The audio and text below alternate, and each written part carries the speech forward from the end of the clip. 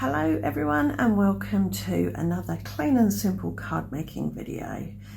Today I'm going to use a sketch from my sketch booklet, but before I choose a sketch I thought I'd find some tools, techniques, etc. using my prompt list and some random numbers. On my prompt list there are 243 prompts, so in this random number generator I'm going to put the maximum number as 243 and I'm going to hit generate a few times to get a few numbers.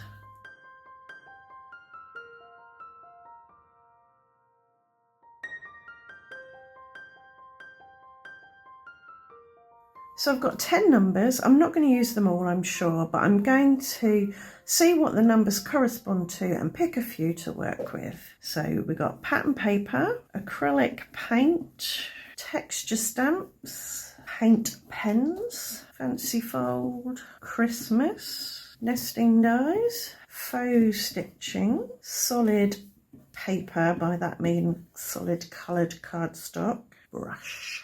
So what's jumping out at me immediately is acrylic paint and paint pens and brush, because I've got these, what are they, Arctics acrylic markers, and they've got a brush tip, so that ticks those boxes. I'm going to have a flick through my sketches to look for ones I haven't done and that might work with these and anything else on the list.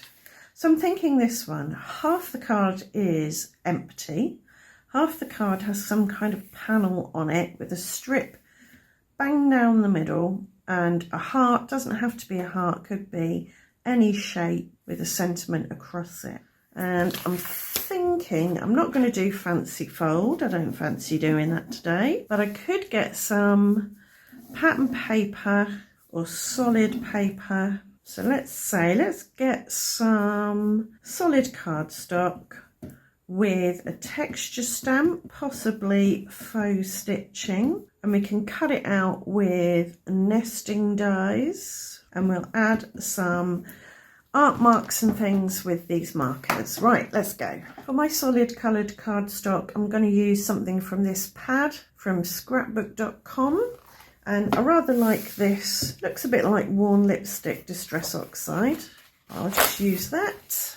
And I was thinking of stamping on it with these stitching stamps for my faux stitching.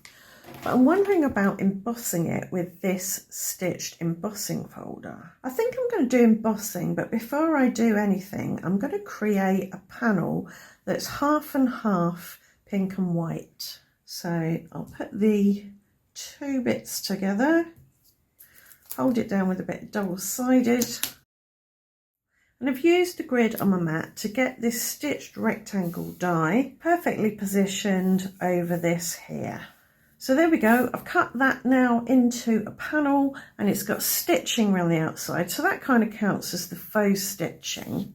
But, and I'm hoping this embossing folder is big enough, I was thinking of putting it inside like that, and I think it is. So once I get this in the right place so it's straight, that looks good, I'm going to run it through my die cutting machine with my embossing sandwich. So now that has embossed and the pattern is continuous across that. Now in my ultimate guide to clean and simple card video I mentioned that some clean and simple enthusiasts say that you can't have any texture at all on a large proportion of your card. Others allow embossing, and I also said whatever works for you works for you. So today this works for me. So where the stitches have gone through, some of the colour has come off because the cardstock that I've used is not solid colour all the way through, it's got a white core, but I don't mind that at all. I think it adds a little bit of extra texture, it highlights the stitching there. I've used this stitched strip die to cut a strip of gold glitter, and I'm going to put some double-sided on the back. You could add this before you die cut with your panel die. And that's just going to go right over that seam there. And I'll trim the ends off. Then this will be ready to go on a card front.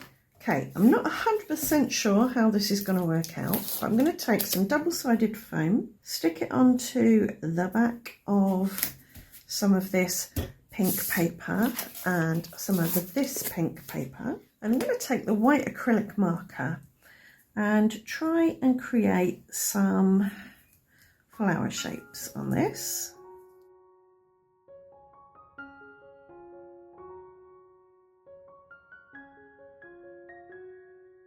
These are not perfect. Some have got 7 petals, some have got 5 petals, but it's not going to matter in the end.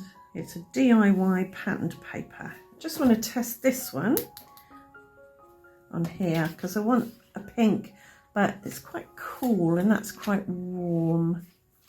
Let's have another look. There's a warmish one. Yeah, let's go with that one. It's not dissimilar to that. That might be too close.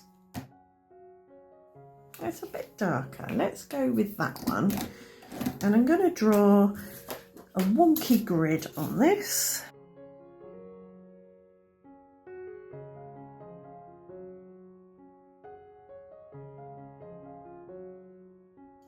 And now for my nesting dies. I've got 3 heart dies here.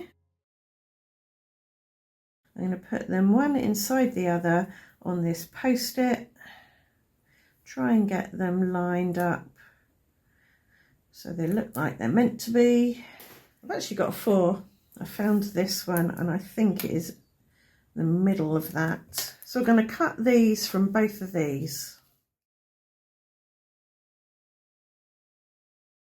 So I'm going to start with the biggest heart from this flowery band paper. I think it's bigger than the heart on the sketch, but that's okay.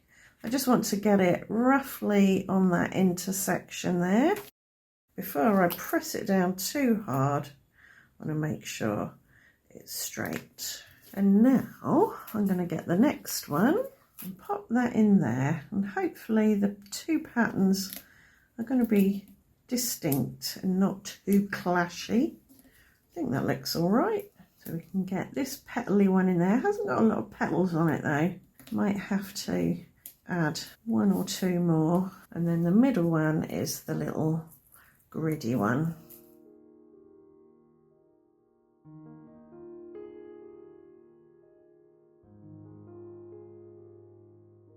For my sentiment, I'm thinking sending love.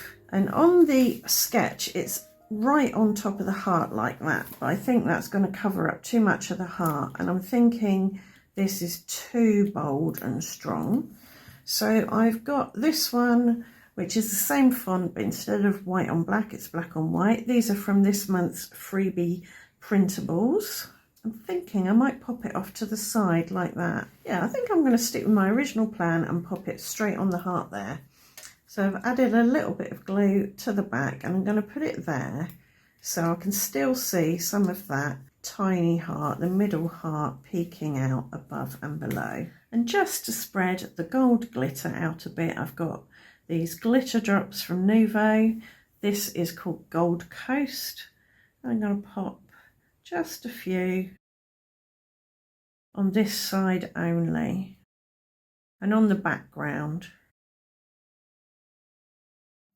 So that's the finished card, very close to the sketch. I'd love to know what your thoughts are on whether this counts as clean and simple as I've embossed this side. I think there are clean lines. There's actually minimal layers, a limited colour palette.